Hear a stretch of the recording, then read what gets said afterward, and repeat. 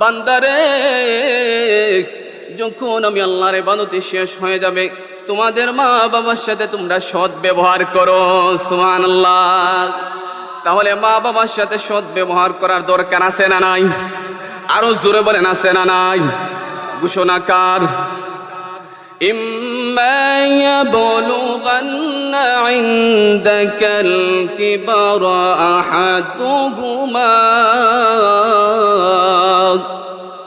أحدهما أو كلاهما فلا تقل لهما أف। তোমাদের মা অথবা বাবা একজন অথবা উভয়জন বয়সের বারে যদি বৃদ্ধ হয়ে যায়, বুড়া হয়ে যায়, তোমাদের মা বাবার সামনে তোমরা এমন ভাবে কথা বলো, তোমাদের মা বাবার সামনে মাথাগুলো নত করে কথা বলো, ভদ্রচিত ভাবে কথা বলো, নম্রতার সাথে কথা বলো। মা বাবার সামনে চোখ রাঙ্গাইয়া কথা বলো না, আর মা বাবার সামনে এমন ভাবে কথা বলো না যেন তোমার কথায় তাদের অন্তরের মধ্যে উফ শব্দটা চলে আসে। জোরে কোন ঠিক কিনা? উফিন ওয়ালা তানহারহুমা ওয়া কুল লাহুমা কাওলান কারীমা।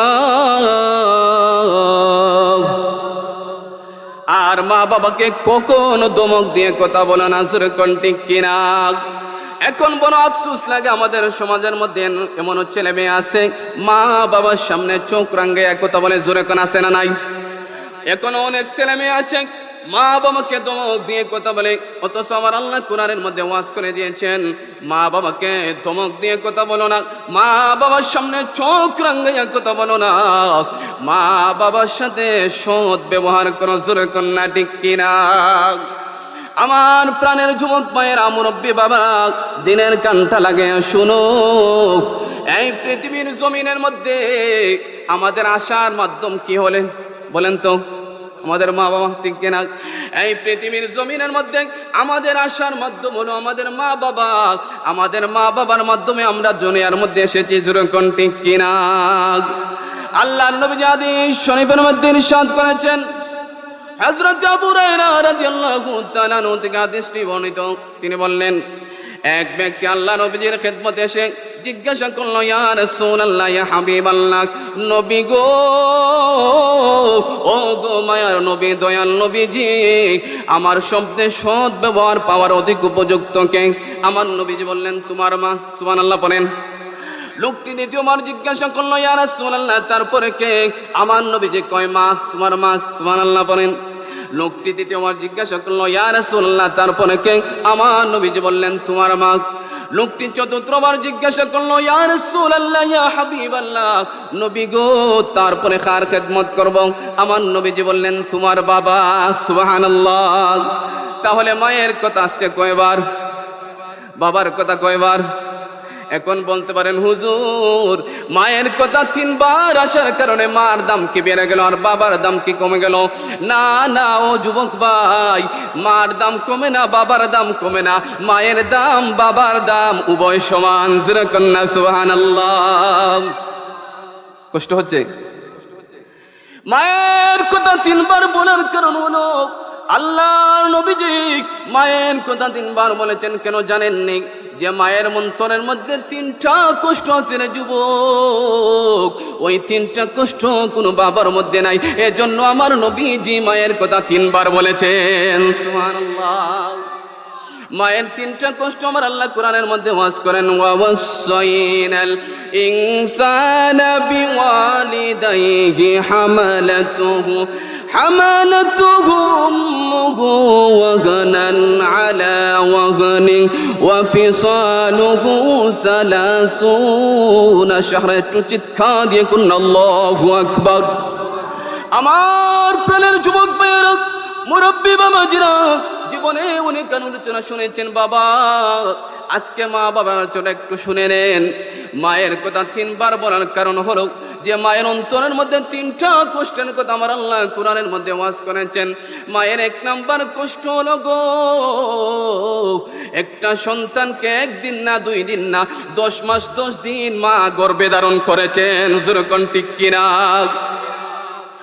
একটা সন্তান যখন মায়ের পেটের মধ্যে চলে আসে রে যুবক, মায়ের কষ্টের পরে কষ্ট শুরু হয়ে যায়, যন্ত্রণার পরে যন্ত্রণা শুরু হয়ে যায়, দুঃখের পরে দুঃখ শুরু হয়ে যায়।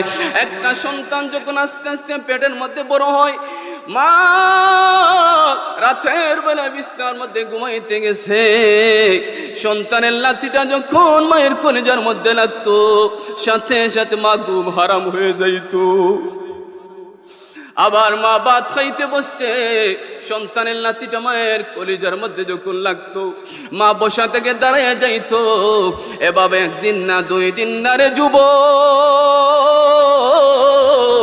আমার আপনার মা 10 মাস 10 দিন আমাদেরকে গর্ভে ধারণ করেছেন। জোরে কোন সুবহানাল্লাহ। তাহলে মায়ের 1 নাম্বার কষ্ট হলো গর্ভে ধারণের কষ্ট। জোরে কোন ঠিক কিনা? মায়ের 2য় নাম্বার কষ্ট হলো গো আমার আপনার মা, 2য় নাম্বার কষ্ট হলো একটা সন্তান যখন পৃথিবীর মধ্যে ভূমিষ্ঠ হওয়ার সময়টা চলে আসে, মার ব্যথা শুরু হয়ে যায়। অনেক মা দেখবেন 1 দিন 2 দিন 3 দিন 5 দিন ব্যথায় ভুগে আছে না নাই? অনেক মা দেখবেন একটা সন্তান প্রসব করতে গিয়া জমিনের মধ্যে গলা কাটা মুরগির মতো গোড়াগড়ি করে আসে না নাই? অনেক মা আবার দেখবেন একটা সন্তান প্রসব করতে গিয়া দুনিয়ার জমিন থেকে চির বিদায় হয়ে যায়। জোরে কোন ঠিক কিনা? এজন্য আমার নবীজি বলেছেন যে মা সন্তান প্রসব করতে গিয়ে মারা যায়, ওই মাকে আমার আল্লাহ শহীদের মর্যাদা দান করে দেন। জোরে কন্যা সুবহানাল্লাহ। আর যে মা সন্তান প্রসব করতে গিয়ে বেঁচে যায়, ওই মাকে আমার আল্লাহ গাজীর মর্যাদা দান করে দেন। কন্যা সুবহানাল্লাহ। তাহলে মায়ের 2 নম্বর কষ্ট হলো সন্তান প্রসবের কষ্ট। জোরে কোন ঠিক কিনা?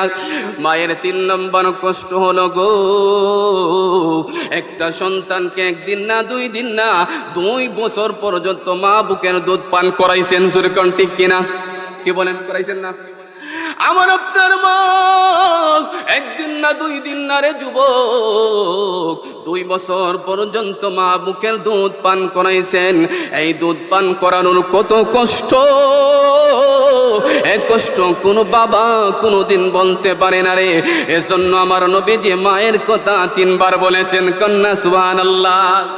তাহলে মায়ের 3 নাম্বার কষ্ট হলো দুধ পান করানোর কষ্ট। যেরকম ঠিক কিনা? আসুন সামনে এবার এখন বাবার কথা বলি। এখন বলতে পারেন হুজুর বাবার কথা একবার বলার কারণ কি? আল্লাহর নবীজি বাবার কথা একবার বলার কারণ কি জানেননি? যে বাবার মনের মধ্যে যে একটা কষ্ট আছে রে যুবক, ওই কষ্ট না কোনো মায়ের মধ্যে নাই। জোরে কোন ঠিক কিনা? যে সন্তানটা দুনিয়ার আসার, সন্তানটা পৃথিবীর মধ্যে আসার পর পরেই বাবার কষ্ট শুরু হয়ে যায়। দেখবেন অনেক বাবার রাতের রাত, অনেক বাবা দেখবেন দিনের দিন সন্তানের জন্য কাজ করে, বছরের পর বছর বিদেশ গিয়ে পড়ে থাকে।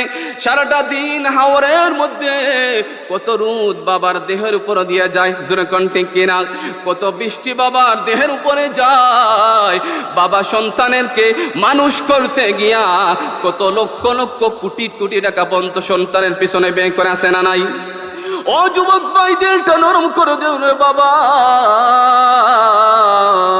এমনও সন্তান আছে দেখবেন বিদেশ গিয়া মা বাবার খবর নেয় না, আসে না নাই?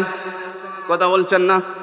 অনেক সন্তান দেখবে যখন বিদেশে চলে যায় অনেক টাকা পয়সা রুজি করে, কিন্তু মা বাবার খবর নেয় না। কিতাবের মধ্যে আসছে এক যুবক তার মাকে কাঁধে নিয়ে বাইতুল্লাহ শরীফ 7 বার তাওয়াফ করতেছে। সুবহানাল্লাহ। কয়বার? 7 নাম্বার যখন তাওয়াফ করলো, তার মনের মধ্যে চলে আসলো আমি আমার মায়ের সমস্ত হকগুলো আমি আদায় করে দিয়েছি। ওই আল্লাহর বান্দা যখন রাতের বেলায় ঘুমায়, ঘুমের মধ্যে স্বপ্ন দেখলো কে যেন বলতেছে, ও সন্তান, তুমি মনে করেছো তোমার মায়ের সমস্ত হকগুলো তুমি আদায় করে দিয়েছো। তুমি যখন শিশু ছিলা, তুমি যখন ছোট্ট ছিলা, এক শীতের রাত্রে তুমি তোমার মায়ের মুখের মধ্যে তুমি পায়খানা করে দিয়েছিলে। তোমার মায়ের বুকের মধ্যে তুমি পায়খানার করে দিয়েছিলে, তোমার মা ঘুম থেকে উঠে ওই পায়খানাগুলো পরিষ্কার করে অন্য কোনো কাপড় না থাকায় তোমার মা ভিজা কাপড়টা পরিধান করে তোমার সন্তানকে সারাটা রাত বুকের মধ্যে ভেবে জড়াইয়া কাটাইয়া দিল। বড় আফসোস লাগে রে যুবক, তুমি মনে করেছো তোমার মায়ের সমস্ত হকগুলো তুমি আদায় করে দিয়েছো। আল্লাহর কসম করে বলি রে যুবক, ওই যে একটা রাতের হক পর্যন্ত তুমি সন্তান এখনো আদায় করতে পারো না। সুরে বল সুবহানাল্লাহ। দেখছেন অনেক সন্তান আছে, দেখবেন যখন টাকা পয়সার মালিক হয় না, আমার মা বাবার কোনো চাহিদা আমি পূরণ রাখছি না, সব পূরণ করে দিছি। আছে না নাই? সাবধানে কথা বলবেন না যুবক ভাই, কষ্ট নিয়েন না। আসুন একটু সময় আমরা জিকির করি। আল্লাহ আল্লাহ আল্লাহ আল্লাহ আল্লাহ আল্লাহ আল্লাহ আল্লাহ আল্লাহ আল্লাহ আল্লাহ আল্লাহ আল্লাহ। তাহলে আমি বলতেছিলাম, মা যদি সন্তানের উপর রাজি খুশি হয়ে যায় রে যুবক, ওই সন্তানের জন্য আল্লাহর তৈরি জান্নাত ওয়াজিব হয়ে যায়। সুবহানাল্লাহ। হাদিস সাক্ষী এক ব্যক্তি আল্লাহর নবীজির খেদমতে এসে জিজ্ঞাসা করলো, ইয়া রাসূলুল্লাহ, ইয়া হাবিবাল্লাহ, নবী গো, ও গো দয়ার নবী, মায়ার নবীজি, সন্তানের উপর মা বাবার কি কি অধিকার আছে? সুবহানাল্লাহ বলেন। তখন আমার নবী, আপনার নবী বললেন, হুমা জান্নাতুকা ওয়া নারুকা, তারাই তোমার জন্য জান্নাত, তারাই তোমার জন্য জাহান্নাম। সুরে কন্যা সুবহানাল্লাহ। ও যুবক, তোমার আমার মা যদি আমার উপর খুশি রাজি হয়ে থাকে, আল্লাহর তৈরি জান্নাত তোমার জন্য ওয়াজিব। আর যদি মা বাবা নারাজ হয়ে থাকে রে, আল্লাহর তৈরি জাহান্নাম তোমার জন্য ওয়াজিব। জোরে কোন ঠিক কিনা?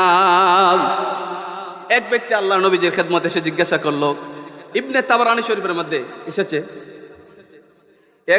এক ব্যক্তি আল্লাহর হাবিবের খেদমতে এসে জিজ্ঞাসা করলো, ইয়া রাসূলুল্লাহ, ইয়া হাবিবাল্লাহ, নবী গো, আমি জিহাদে যাইতে, আমার জিহাদে যাওয়ার জন্য আমার মনটা বড় আফসোস, আমি জিহাদে যাইতে চাই। আল্লাহ রাসূল বলেন, তোমার মা বাবা কি জীবিত আছে? সে কয়, হ্যাঁ আমার মা বাবা উভয় জীবিত আছে। তখন আল্লাহর নবীজি বললেন, ইলজাম রিজলাহা ফাসাম্মাল জান্নাত। ও যুবক, তুমি তোমার মার পায়ের নিচে পড়ে থাকো, সেখানেই তোমার জন্য রয়েছে আল্লাহর তৈরি জান্নাত। কন্যা সুবহানাল্লাহ। গভীর মনোযোগ দিন বাবা। হযরতে বাইজিদ মুস্তামি রহমাতুল্লাহ আলাইহি নাম শুনছেন? শুনেন নাই? ছোট্ট ছেলে বাইজিদ মুস্তামি একদিন রাতের বেলায় তার মা ডাক দেয়, কয় বাবা বাইজিদ, গলাটা শুকিয়ে গেছে বাবা, একটু পানি দাও, পানি পান করব। বাইজিদ মুস্তামি কলসির কাছে গিয়ে দেখে পানি নাই। কলসিটা নিয়ে অনেক দূর থেকে পানি নিয়ে আসলো। আসার পরে গ্লাস পানি নিয়ে বাইজিদ মুস্তামি তার মার শিয়রে চলে গেল। কন্যা সুবহানাল্লাহ। হযরতে বাইজিদ মুস্তামি গিয়ে দেখে তার মা কত সুন্দর আরাম করতেছে, মা ঘুমিয়ে গেছে। হযরতে বাইজিদ মুস্তামি মনে মনে ভাবতেছে, এখন কি করতে পারি গো? এখন যদি আমি ঘুমিয়ে যাই, ঘুম থেকে আমার মা যদি জেগে আমার কাছে পানি চায়, আমি যদি পানি না দিতে পারি। হযরতে বাইজিদ মুস্তামি চিন্তার মধ্যে পড়ে গেল, টেনশনের মধ্যে পড়ে গেল, ঘুমাইব কি ঘুমাইব না। হঠাৎ করে তার মনের মধ্যে চলে আসলো, না না, আমি ঘুমাইব না, আমি আমার মার শিয়রে পানির গ্লাসটা নিয়ে দাঁড়িয়ে থাকবো। কন্যা সুবহানাল্লাহ। হযরতে বাইজিদ মুস্তামি পানির গ্লাসটা হাতে নিয়ে মার শিয়রের মধ্যে দাঁড়াইয়া রইল। এভাবে শীতকাল ছিল, ঠান্ডার সময় ছিল। ঠান্ডায় বাইজিদ মুস্তামির হাতগুলো তর করে কাঁপতেছে, চোখগুলো লাল হয়ে গেছে। এভাবে সারাটা রাত বাইজিদ মুস্তামি তার মার শিয়রে পানির গ্লাসটা নিয়ে দাঁড়াইয়া থাকলো। কন্যা সুবহানাল্লাহ।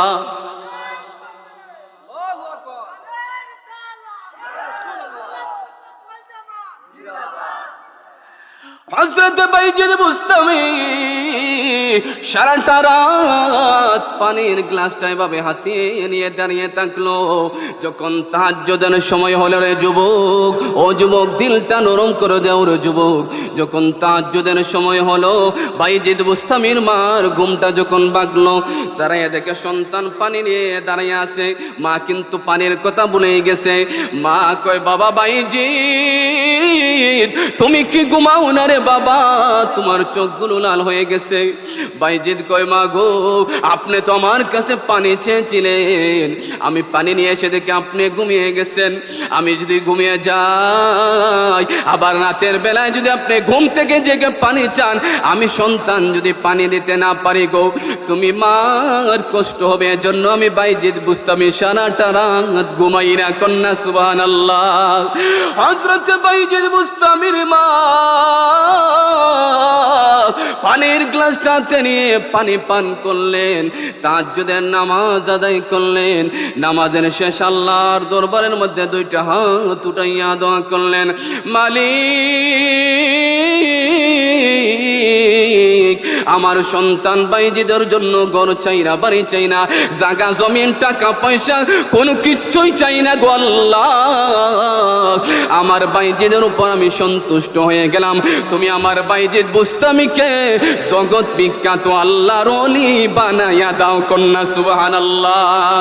আল্লাহ বাইজিদ বুস্তামির মার দর বরকতে আল্লাহ বাইজিদ বুস্তামিকে জগৎ বিখ্যাত আল্লাহর ওলি বানাইয়া দিল। কন্যা সুবহানাল্লাহ। তাহলে মা বাবার দোয়া নেওয়ার দরকার আছে না নাই? শুধু মার দোয়া নিলে হবে? মা এবং বাবার দোয়ার দরকার আছে, ঠিক কিনা? শুধু তাই না, আমি বলতেছিলাম, কোন সন্তানের উপর যদি মা দোয়া করে, ওই সন্তানের দোয়া করার সাথে সাথে সন্তানটার ভাগ্য আমার আল্লাহ মুহূর্তের মধ্যে পরিবর্তন করে দিতে পারেন কি পারেন না? কিতাবের মধ্যে আসছে, আল্লাহ নবী হযরতে মুসা কালিমুল্লাহ একদিন আমার আল্লাহর দরবারের মধ্যে দুইটা হাত উঠাইয়া দোয়া করলেন, মালিক, আমি মুসার সাথে জান্নাতের সাথে কি হবে গো আল্লাহ? দুনিয়ায় একটু আমাকে তার সাথে সাক্ষাৎ করাইয়া দাও। কন্যা সুবহানাল্লাহ। আমার আল্লাহ জানিয়ে দিলেন, মুসা, ও মুসা, অমুক বাজারের মধ্যে গিয়ে দেখবা এক খোসাই ব্যক্তি গোশত বিক্রয় করে, ওই খোসাই ব্যক্তি হবে তুমি মুসার সাথে জান্নাতের সাথী। কন্যা সুবহানাল্লাহ। আল্লাহর নবী হযরতে মুসা আল্লাহর নির্দেশ পাইয়া ওই খোসাই ব্যক্তির তালাশে বের হয়ে গেলেন। একটা বাজারের মধ্যে গিয়ে দেখলেন একজন খোসাই লোক গোশত কেটে কেটে বিক্রয় করতেছে। আল্লাহর পয়গম্বর মুসা নবী ওই খোসাই ব্যক্তির পাশে দাঁড়াইয়া সন্ধ্যা পর্যন্ত পর্যবেক্ষণ করলেন। যখন সন্ধ্যা হয়ে গেল, রে যুবক, ওই খোসাই ব্যক্তি কিছু গোশত নিয়ে একটা ব্যাগের মধ্যে বাড়ির দিকে রওনা দিছে। সুবহানাল্লাহ বলেন। তখন মুসা নবী কয়, ও ভাই, আজ রাতের জন্য কোনো মুসাফিরকে তোমার বাড়ির মেহমান হিসেবে তুমি কবুল করতে পারো? সে কয়, অসুবিধা নাই, চলেন। আল্লাহর নবী হযরতে মুসা কালিমুল্লাহ ওই খোসাই ব্যক্তির সাথে তিনি বাড়িতে গেলেন। দেখলেন বাড়িতে যাওয়ার পর সুন্দর করে গোশতগুলো রান্না করলো।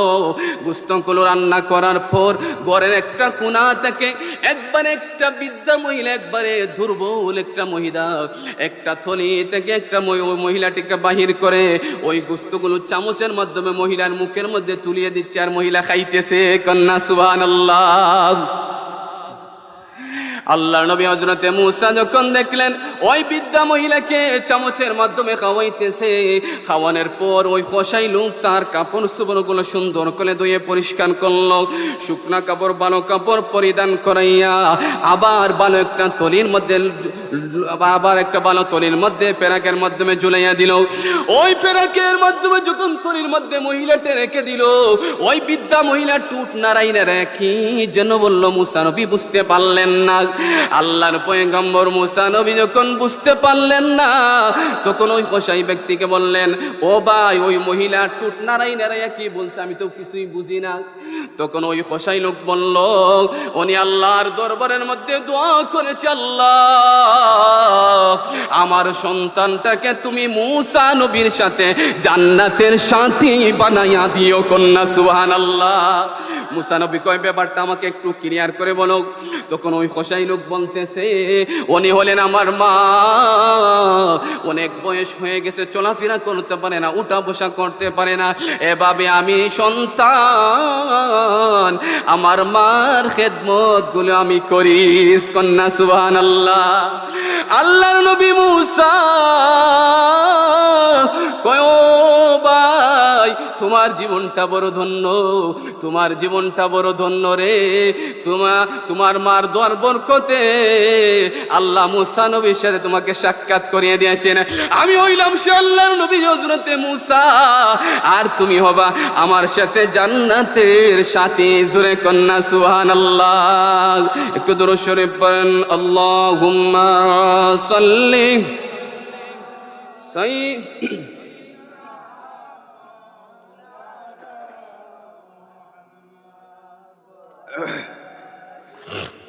সাইয়্যিদিনা মাওলানা মুহাম্মদ।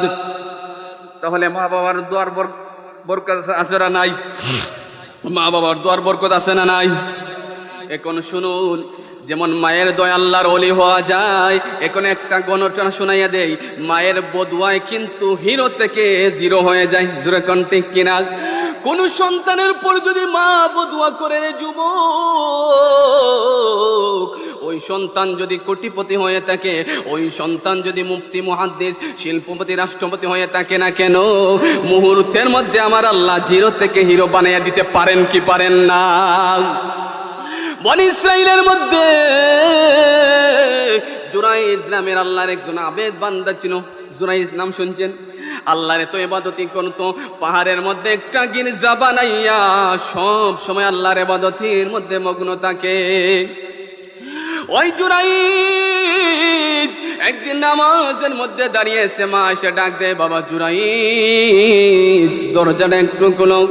জুরাইজ কয়, আল্লাহ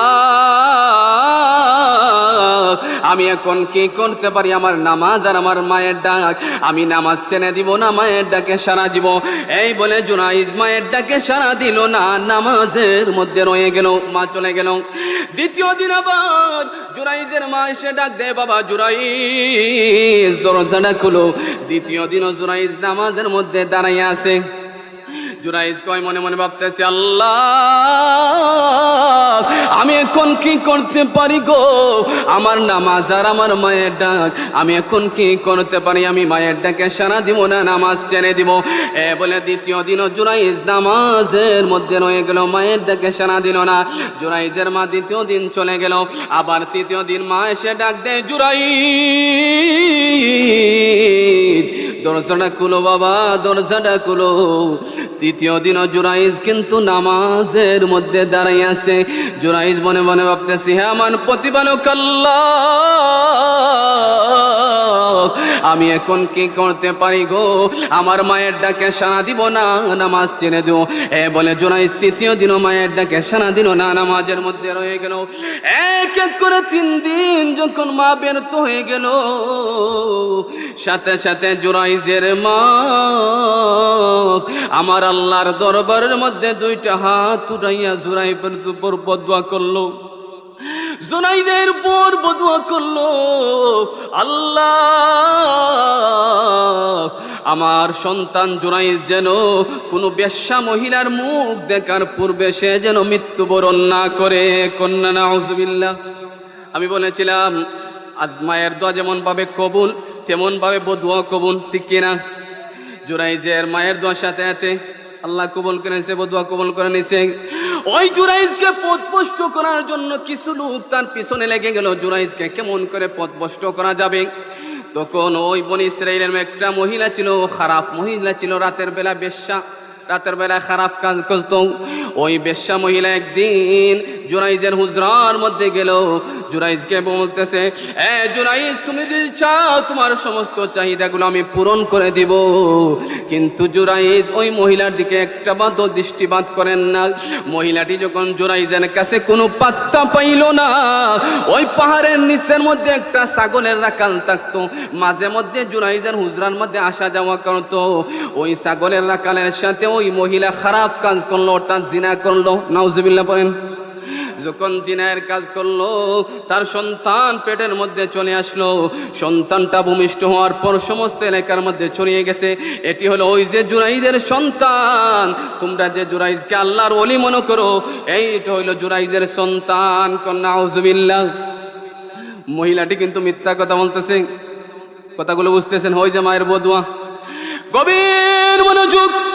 ওই মহিলাটি সমস্ত এলাকার মধ্যে ছড়াইয়া পড়ল, এটি হলো জুরাইজের সন্তান। সমস্ত লোকগুলো জুরাইজের হুজরার মধ্যে চলে গেল। জুরাইজকে হুজরাত থেকে টেনে বের করে দিল। জুরাইজের হুজরাটা একবারে ভেঙ্গে চূর্ণ বিচূর্ণ করে দিল। জুরাইজ কেমন ভাবে মারতে শুরু করলো রে যুবক। জুরাইজ কয়, ব্যাপার কি, তোমরা আমাকে এমন ভাবে মারতেছো কেন? এমন ভাবে মারতেছো কেন? আমি তো বুঝলাম না, ব্যাপারটা আমি বুঝলাম না। জুরাইজ এভাবে মারতেছো কেন? লোকজন বলতেছে, তুমি ওই মহিলার সাথে খারাপ কাজ করেছো, যার ফলে মহিলা সন্তান প্রসব করেছে। জুরাইজ কয়, না, আমি তো এমন কাজ করি না। তখন জুরাইজ বলল, ওই মহিলার সন্তানকে আমার সামনে নিয়ে আসো। ওই সন্তানটা জুরাইজের সামনে নখন নিয়ে আসা হলো রে। আল্লাহর ওলি জুরাইজ কয়, আমাকে একটু সময় দাও, 2 রাকাত নামাজ আদায় করব। কন্যা সুবহানাল্লাহ। কি আদায় করব? নামাজ আদায় করব। হযরতে জুরাইজ সুন্দর করে ওযু করে 2 রাকাত নামাজ আদায় করলেন। নামাজের পর দোয়া করলেন। দোয়া করার পর ওই মহিলার সন্তানের সামনে গেলেন। জুরাইজকে ওই মহিলার সন্তানের পেটের মধ্যে একটা কুসা দিলেন। একটা কুসা দিয়া বললেন, ও সন্তান, বলো তো তোমার বাবাকে। ওই ছোট্ট সন্তানের জবানটা সাথে সাথে খুলে গেল। কন্যা সুবহানাল্লাহ। ওই সন্তান বলতেছে, আমার বাবা আপনি জুরাইজ না গো, আমার বাবা হইল ওই যে সাগরের রাখাল, সে হইল আমার বাবা। কন্যা সুবহানাল্লাহ। দেখছেন মা বদুয়া করার কারণে কত বড় অসম্মানী, ঠিক কিনা? শুধু তাই নয়, আসুন সামনে বাড়াই।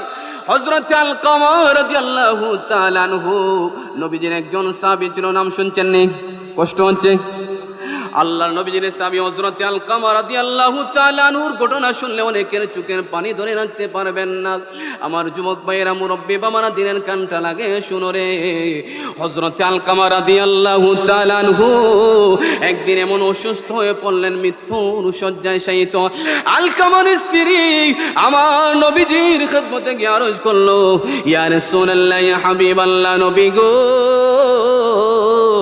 আমার স্বামী আলকামা ভীষণ অসুস্থ হয়ে পড়েছে গো নবী, মনে হয় আর বাঁচবে না।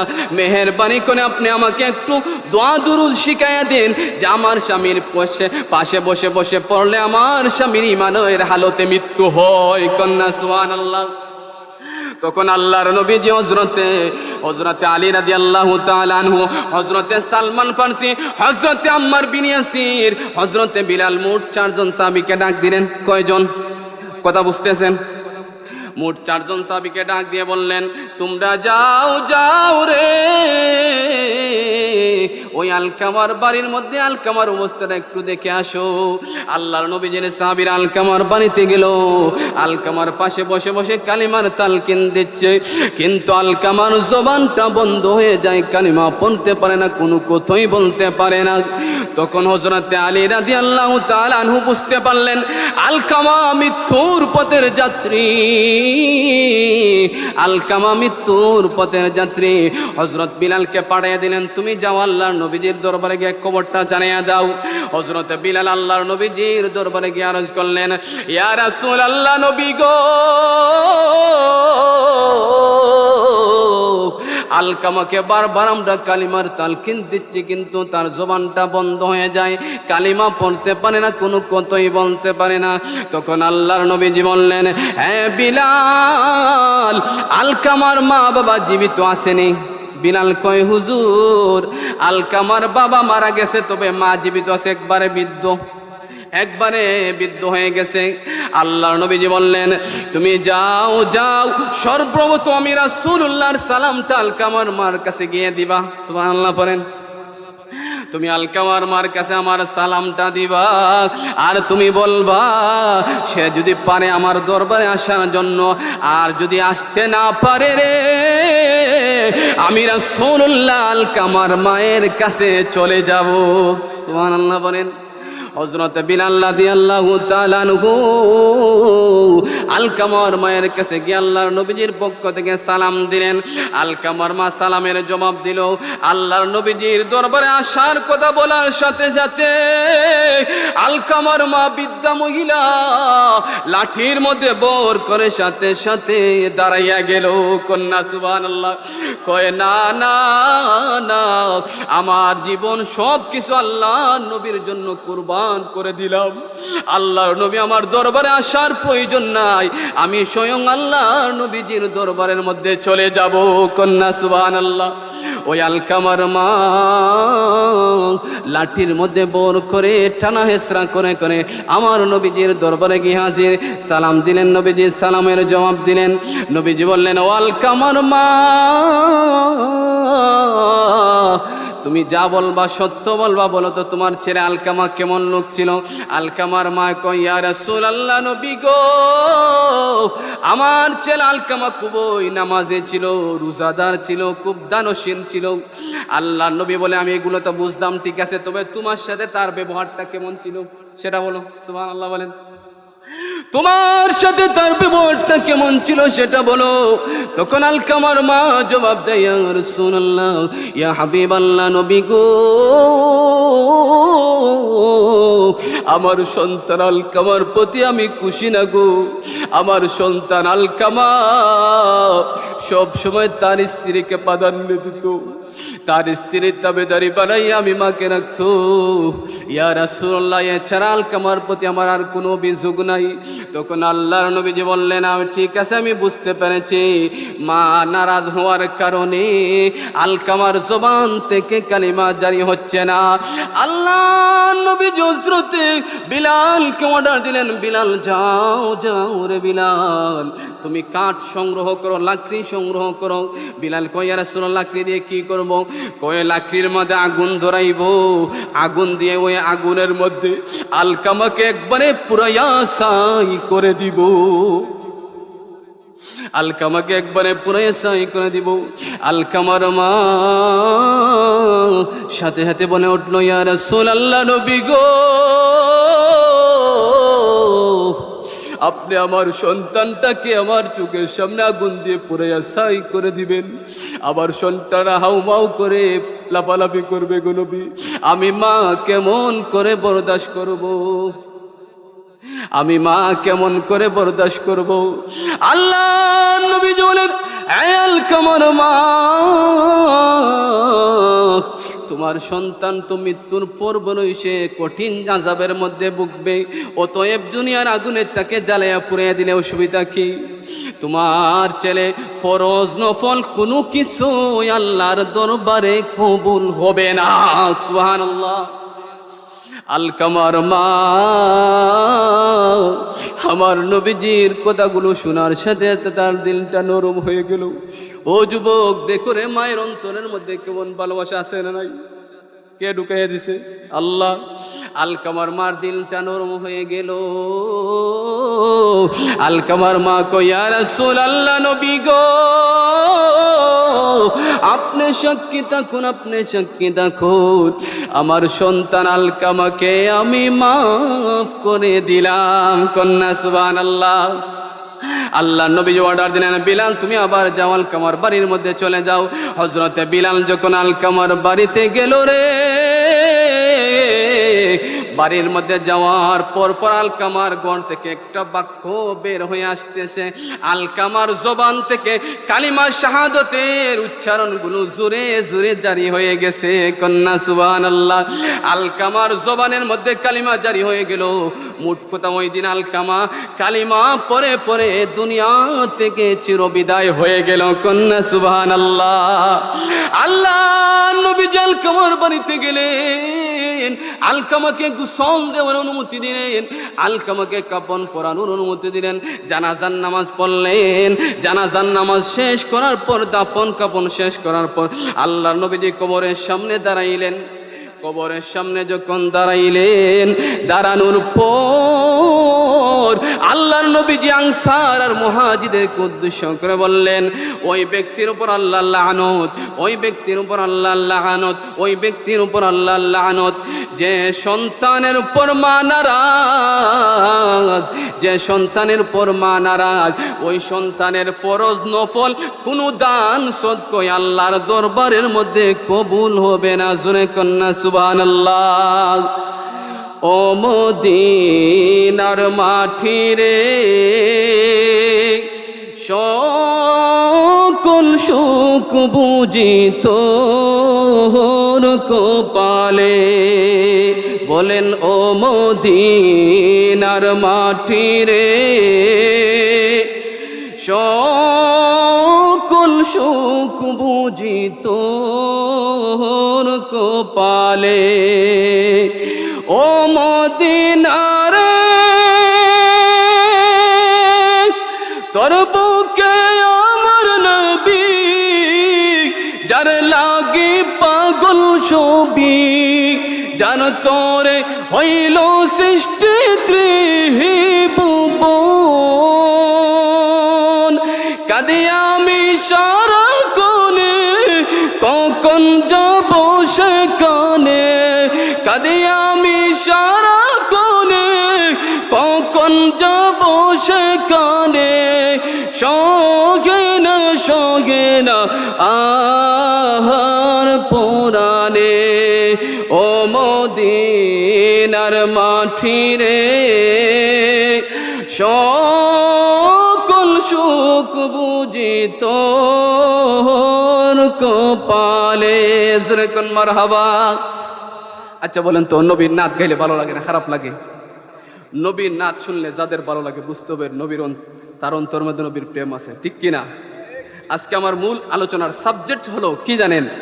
মা বাবার খেদমত করলে আর মা বাবার বদুয়ার কারণে সন্তান কতটুকু উঁচু হতে পারে, নিচু হতে পারে।